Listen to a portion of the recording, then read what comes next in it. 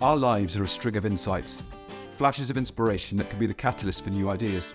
However, our pace of life these days means we tend to miss some of them completely. I'm Dave Hill, and I'm the host of the Simple Reflections podcast, a fortnightly series of interviews with people from all walks of life. Our conversations are an invitation to reflect on some of the simple insights my guests have had that have gone on to have a profound impact on their lives. So grab a cuppa and a biscuit, join us, slow down for a little while and see what shows up for you.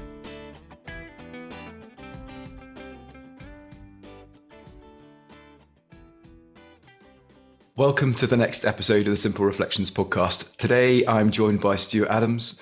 Stuart's not only a friend, but he's a business leader, and that's the reason that I've invited him on today. He invests in startups. He is a director and a non-executive director for various companies across a number of sectors, from technology, energy, aviation, and media. But I thought it'd be interesting to invite him on today because in the last 5 or so years that I've known him, he's developed an understanding of the principles. He has gone to learn about them with One Thought down in London. And I just wondered what it was that brought you to that understanding and to sort of to see how that's rolling out in your world, both personally and professionally. And welcome, by the way. Thanks, David. And happy to share my journey with the principles. Probably before One Thought, it's worth stepping back a little bit in terms of what I was doing. And you mentioned my multiple business interests. A lot of what I was doing, and I set up a consultancy business in 2000, was I was going into businesses, typically young businesses, fintech primarily, but other sectors also, and trying to help young entrepreneurs build their businesses. And one of the things that always intrigued me was, what was the mindset in the boardroom? Whether it was an entrepreneurial mindset, whether it was an experienced mindset, or so on. And it just got me realizing that actually I had a few clients back in the early 2000s where everything they did came out of a textbook. And the balance between what was happening in the textbook often led to frustration when in reality that wasn't how it worked for their business. Fast forward to 2017, and I actually a mutual friend of my partner and I, this guy posted a little thing on LinkedIn about a conversation that was happening in Edinburgh about the missing piece of the equation, and I really had no idea at that point about what was or are the three principles. So I turned up at this thing, which Colette happened to be talking at, and it just got me intrigued because it was like, so what are those people in the boardroom thinking about? And, journey forward from then to when I did One Thought, what I realized was that actually, first and foremost, the principles is not a system or mechanism that people have to follow. Mm-hmm. That can take you either, some people get lucky and the system they've read about works for them. Most people, it doesn't. So actually, I was more intrigued by then to understand why can some companies really be successful and why do some just seem to get themselves in a bind?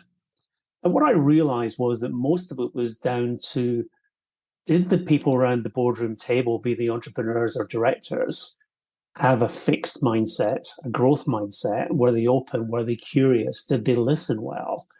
And I started to put this all together. Zoom forward again to doing the One Thought with Aaron and Leila. And what I realized was that the more I got to understand myself and how my system worked, well, firstly, I stopped taking myself quite so seriously. and I used to go into businesses where the entrepreneur they got an amazing idea, they got an amazing enthusiasm, but they were just so serious. And then I looked back and I thought, crikey, that's me. and it was like, why do I take myself so seriously? And I joked over the years that, I expect a lot of other people, but I expect even more of myself. and realized the pressure I was putting myself under was what I was seeing around the boardroom table at my clients. So as I got more curious about the principles and understand that if I just took the time, to slow down just a little bit, to realize that I didn't have to have a script for every meeting I went into. I could actually, a lot of the times I'm walking into situations where I maybe don't really understand the sector that my client's operating in, but I've got a lot of gray hair and experience from working out how things happen over 30 odd years. That if I just didn't take myself so seriously and let things come to me, then two things happened. I could actually listen and be present in meetings, as opposed to not hearing what was going on because I was waiting on a gap in the conversation to say my bit that I'd prepared. And I started to see this reflection between, this is what I was seeing when I was in meetings with clients, and I was reflecting on it, and I was seeing it in myself, and I was seeing it in them, which then allowed me to actually help them understand it as well. And I remember the most fundamental part of this is not the most fundamental part of the whole course, but with One Thought, one of the things that really struck with me was the listening exercise. And it sounds like I'm going around the circle a little bit here, but the rationale is that actually when I realized that I was not listening, and then I realized the difference between listening and not listening, busy room, lots of things happened, lots of things going on in the background. The first conversation, I remember it was a 2-part conversation. The first part was I could hear everybody else's conversation. And I'd always joked, and it was almost like a badge of honor, like, yeah, I can hear the conversation at the next table and the one beyond that. When actually I wasn't even hearing what was at my table. So the next exercise, I didn't hear anything else in the room. All I heard was the person I was speaking to. So all of these components coming together as the jigsaw over that year with One Thought fell into place, I started showing up really differently with my clients. And I got a few quizzical looks, as much say, what's changed? We know something's changed, but we're not quite sure what it is. And there isn't, I'm not one of those people who had this big aha moment and a realization of, that's what the principles are and that's what it means. It was an evolution. And my insight came over a period of time. And obviously Sid Banks had this big insight at a particular focus point. I didn't. It was literally something that evolved. One of the things I often find when I'm working with clients, and this is that a lot of those clients are looking for a quick win. They were looking for a quick fix. And actually, yeah, sure, there's little tips and techniques, not about the principles, but there's tips and techniques in their business that can help them. Always that bit of experience from somebody else, someone else's view on things, a bit of more experience, that can all put together. But actually, quick fixes tend not to work in business. Whereas a quiet understanding and letting your knowledge come through as wisdom, as opposed to just trying to display intellect, is actually a real interesting evolution that I've seen in a number of the people I've been working with, either invested in, been director of, mentored, is just as they just settle down a little bit, is the way I kind of describe it. They take a moment, they learn to breathe before they answer. Not be afraid of silences until it might be you're waiting on something to come to you and it does just not there. Just let it come. Don't feel you've got to jump in and say, well, yes, but. Just literally let it come. And that will quite often mean that it's a much more genuine, original, coming from a much better place than just something that you read. Yeah, or just, more measured and not so, oh crikey, I'm on the spot, I need to reply, otherwise I'm going to look stupid. Yeah, absolutely. I was speaking to somebody earlier on around this very subject in that sense of he had been in a meeting, had been asked a question. He gave the best answer he could in the moment. And then a day or two later, a better one came along. He goes, why can't that time lapse be less? So, well, that would be amazing, wouldn't it? But isn't it amazing that you have the capacity to see something more clearly when you're not focused on it and not on the spot and actually not thinking about yourself or the problem in that moment. And you then still have the opportunity of taking that back, going, you know what I said the other day? Here's a better answer, and having the confidence to be able to do that.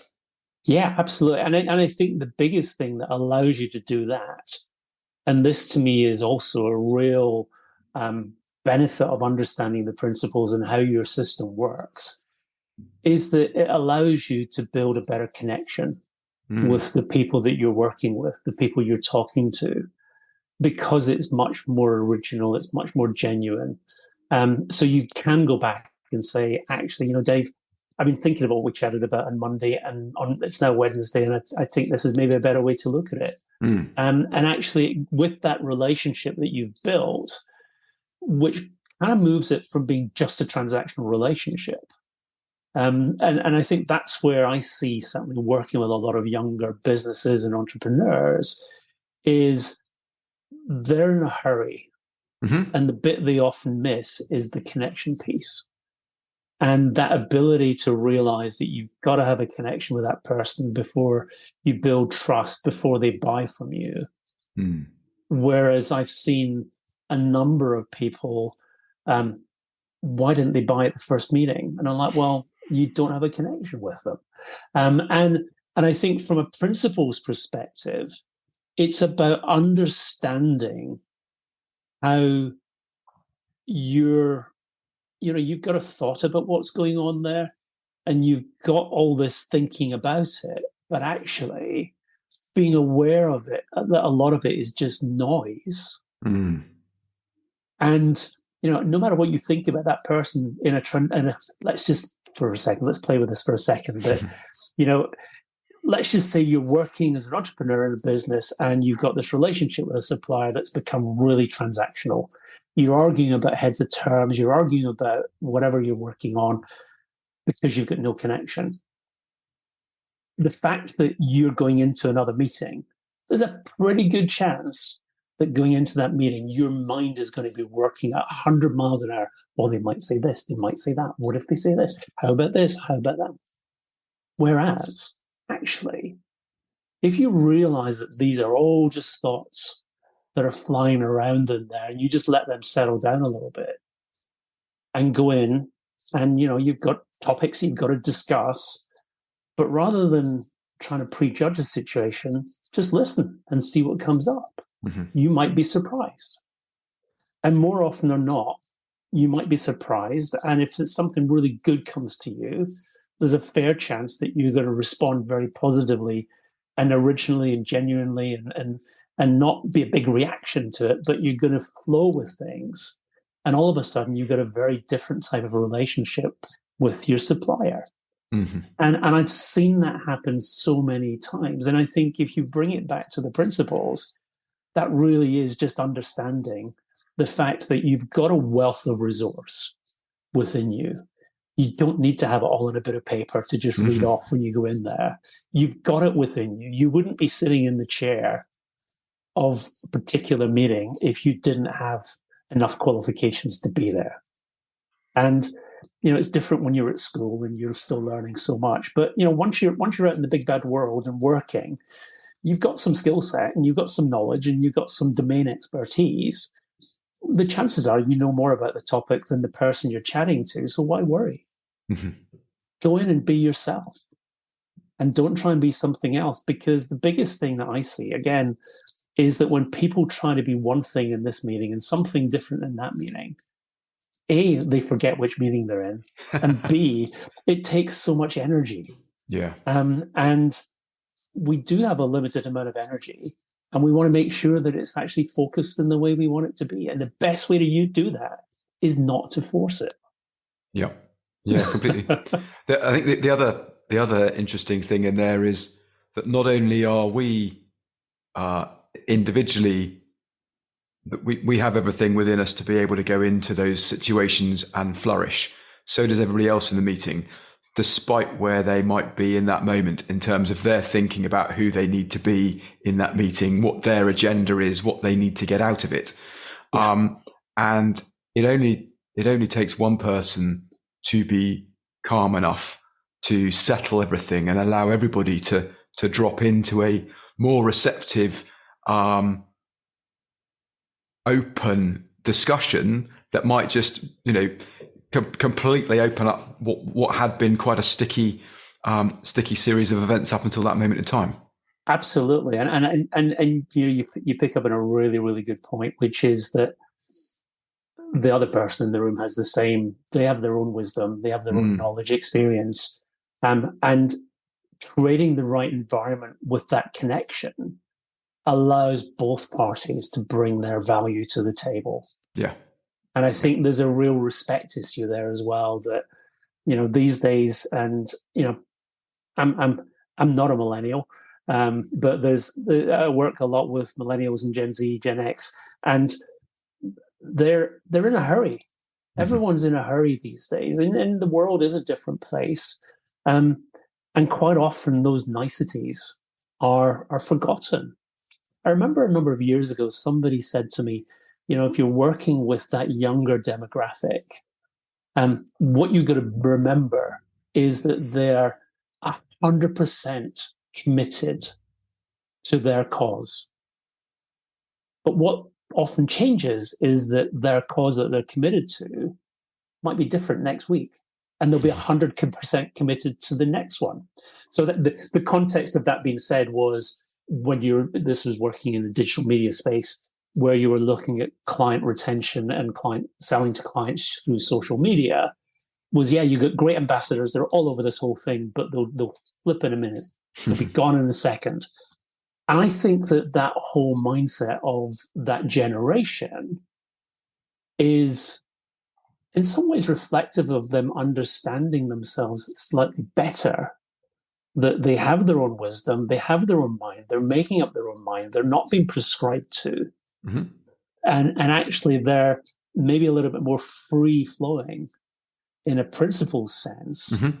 that they're realizing their consciousness is really high of what's around them, and they're very aware of it.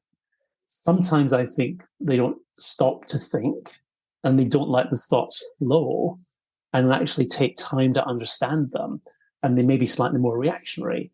But I think in some ways it is kind of a view of the principles in action in different generations. Mm-hmm. Well, the principles are always in action, whether they're understood or not. No matter what generation we're talking about, there's just a lens through which we see it from our perspective, and they see it from theirs, and that's all it ever is a sort of personal interpretation of demographics and all the rest of it, which actually is all being made up, and is a sort of societally driven thing. I think the sort of fast pacedness of we don't have time for niceties is a sort of an educated in thing rather than anything else. If you're going to be an entrepreneur, you need to be fast paced. This is what it's going to be like. This is what, and just get hit with all of these. Right. Well, that's who I'm going to be, and that's how I need to operate. And off we go. So I haven't got time for that. We've got this to do. Isn't that interesting? That is a persona that someone is putting on based on perception of the word that's being bandied around the place. Absolutely, and I think that is entirely true. And I can think of so many different situations in the business world where I've seen exactly that. People trying to be something rather mm-hmm. than being themselves. And I think it's, Leela and Aaron both say this, that, your original self is always an upgrade. And I think that until you understand that, and for me, that was the not taking myself so seriously part, that actually you realize that, yes, being yourself is so important. And as we touched on earlier, it's pretty exhausting trying to be something different and live up to those different personas all the time. But I think the other aspect for me, in terms of with the principles in a business sense, is that I also work with I've been invested in a company that is in the mental health space as well, and within that space, I had access to a lot of working with psychologists, psychiatrists, and really hearing what people were bringing to them. Mm-hmm. And it really intrigued me, the fact that, sure, there are people who have serious mental health issues. But I when I was making that investment, I really struggled personally trying to differentiate between, well, I understand the principles, yet I'm going to invest in a business that is about psychiatry and psychology, which traditionally is about unpacking somebody's issues, getting to understand them, and having the patient relive them. There's a lot of medical stuff, and psychiatrists, psychologists do amazing work, and I don't want to decry any of that work at all. Mm-hmm. But what it really brought home to me, and so anybody listening understands, I was investing as a technology play, not as a psychiatry play. So I wasn't looking at it from that perspective. But it was just intriguing for me. But what it made me realize with regards to the principles was that there is a very large number of people in the community who could really benefit, in my opinion, from understanding the principles. Maybe working with some 3 principles practitioners would help them get to where they need to get to help them get through their little challenges. Again, speaking to psychiatrists, psychologists, sure, some people need to be inpatient, some people need pharmacological interventions, some people need different types of therapy, but there is a bunch of people, and this again in conversations with psychiatrists, psychologists, who they absolutely agree it would be appropriate for people to have much more of a conversation with a 3P practitioner. Mm-hmm. And it would make me so happy if that was something that was to emerge in the coming years, and that the principles and how they're understood and how they really help people became part of the solution to mental health.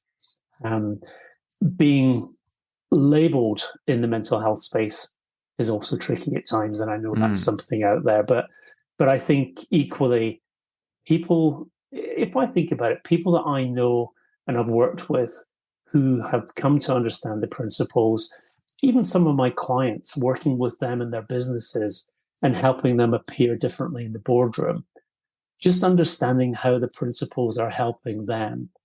And, I'm not talking about using mind, thought, consciousness words in the boardroom. Yeah. I'm talking about just speaking to them about scenarios. Now, I'm not a 3P practitioner, but I work with the understanding in my day-to-day business life.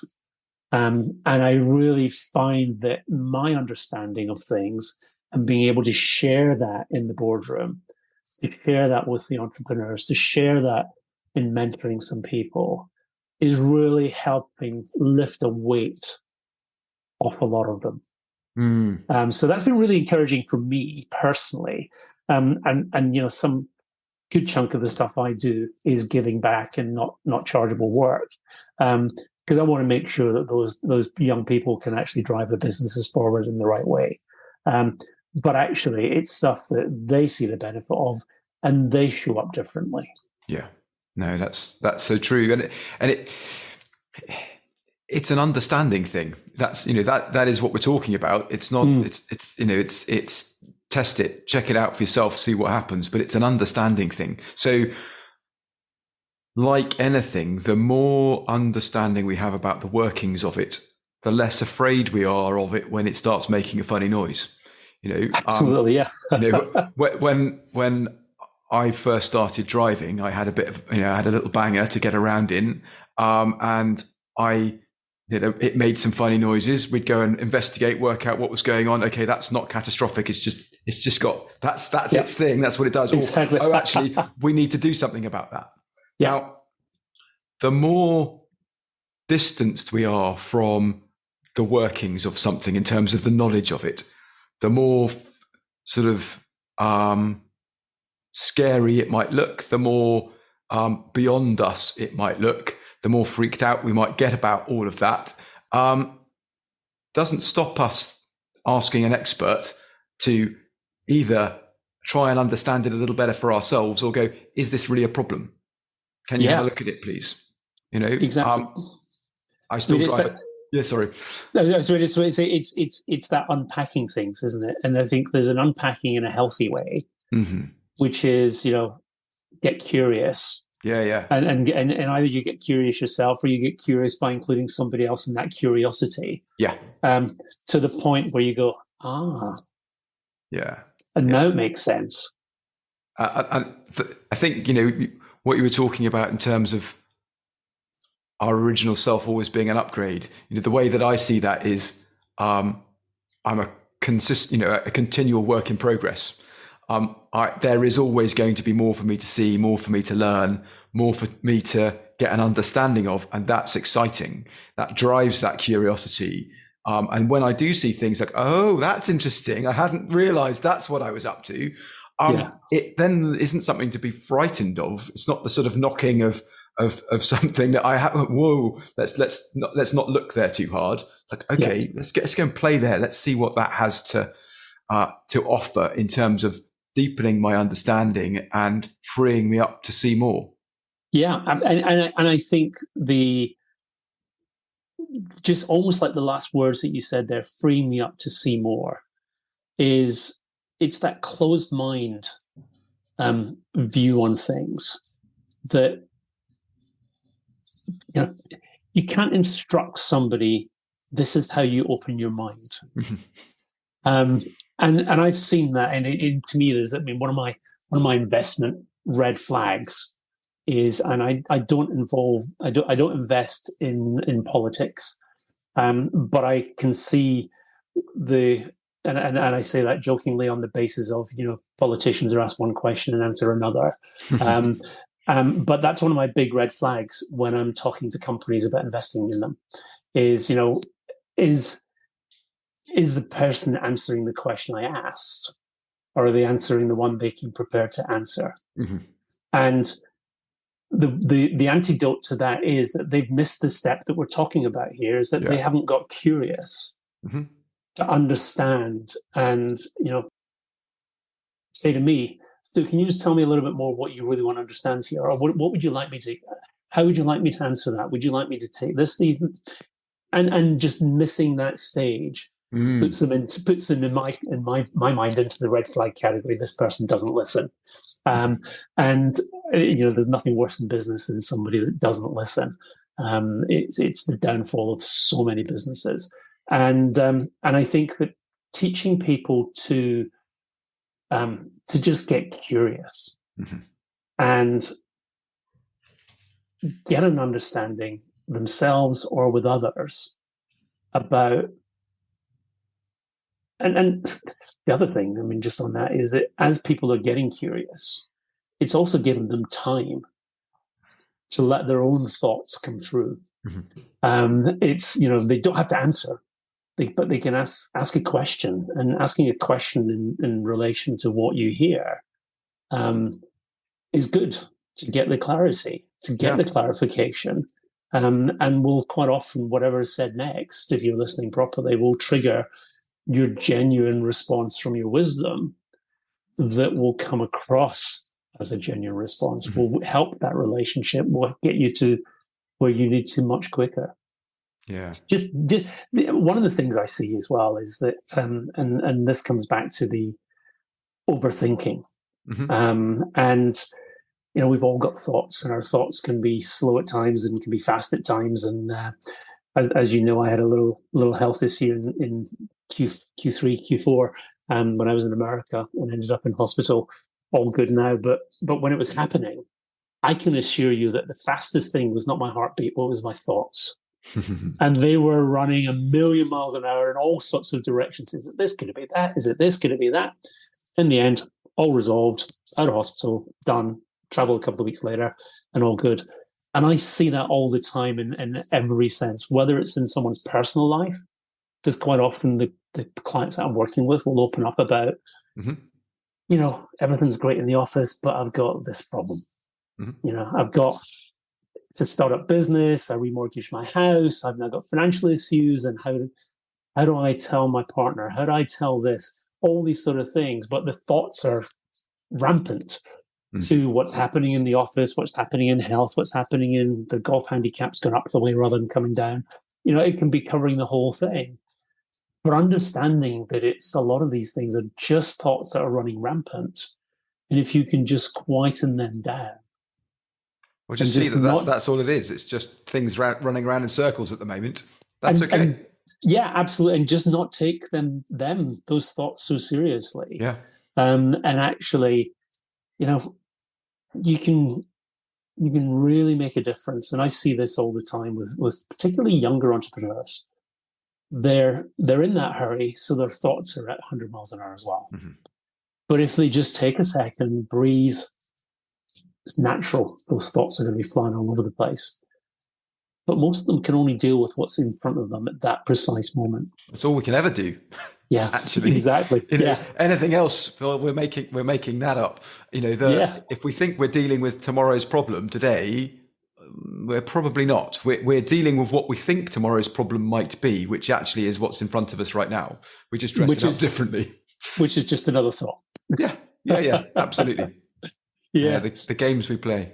No, absolutely. And I think, from my perspective, talking to a number of other people who've been to One Thought and been through the program or continue to work in the program, every day or every time I speak to someone in that sense, all I hear is, I don't know how I got on before I understood the principles. And it's one of those ones that's very difficult to communicate in sense of, well, what did it do for you? Well, for me, it transformed my life. And it transformed it in terms of, say, just not taking myself so seriously, being able to slow down a little bit, being able to listen a little bit better. Colette might question that at times, but typically to listen a lot better in something in a business sense, and really to just realize that I do have what it takes in every situation. I don't know what that situation is. Yeah. It could be anything, but you can deal with it. Yeah. Lots of tricky things. Absolutely. The world right now is a pretty tricky place in a business sense. And I see businesses that constantly got cash flow problems. They've got relationship problems with suppliers. They've got client problems. There's all sorts of stuff. That's just normal. And I think that those problems have existed forever and a day in the business world. And I think that so many people that I work with, their first go-to thought is, this is against me. The world is against me. This is all about me. This is this and this. And it's like, actually, you know what? Let's just settle down. It's just big thoughts. They're hitting you all the time. Have you considered? Let's just step back a little bit. Every business has got a cash flow problem. How are we going to solve it? Every business has got supplier problems. How can we solve it? And it's just literally about being rational and structured. But there are certain things that I think your intellect drives, but you rarely solve problems from your intellect. That's the detail that goes into what your wisdom is setting up for you. And I think that that's where I see a real, almost like a seesaw. If you think about it, you got intellect on one side and you've got wisdom on the other. And there's a constant interplay between the two of them. But actually, they're both on the same seesaw. Yeah, they are the same thing. It's the part of the same, the seesaw wouldn't work without the pair of them. They Correct. Are part of the machine. Yeah, and it's almost like the wisdom opens a lot of doors and the intellect solves what's maybe sitting behind it. But actually, you've got to find a way through that door, and that's not going to come from intellect. Yeah. It's a realization of where where you go, and that's just, you got to let it flow. I think that's a lovely place to wrap up. Stu, thank you so much. Is there any final thoughts that you would like to give before we call it a day, or is it? The one thing I would say is that for me, I'm not a great reader, Mm-hmm. but I do listen to a lot of things, and some of the Sid Banks lectures may not hit you straight away when you listen to them, but just there'll be little things in there that you'll hear different things if you listen to them again and again, and things just settle with you. And I think the subtlety of the principles is almost what I was getting caught up in early on. I was looking for something. Mm-hmm. And I think it's just worth saying to anybody listening that if you're looking for something, you may not find it.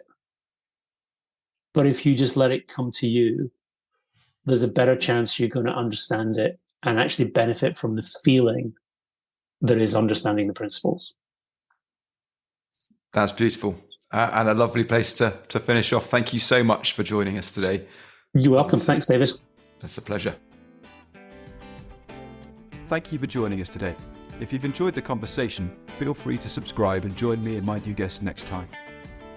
If you're interested in the work I'm doing, or you think I can be of service to you or your organisation, please email dave@simplicityofmind.co.uk. Remember, see if you can find time to slow down and reflect. Those simple ideas might be worth listening to. Take care, and I hope you can join me in a couple of weeks.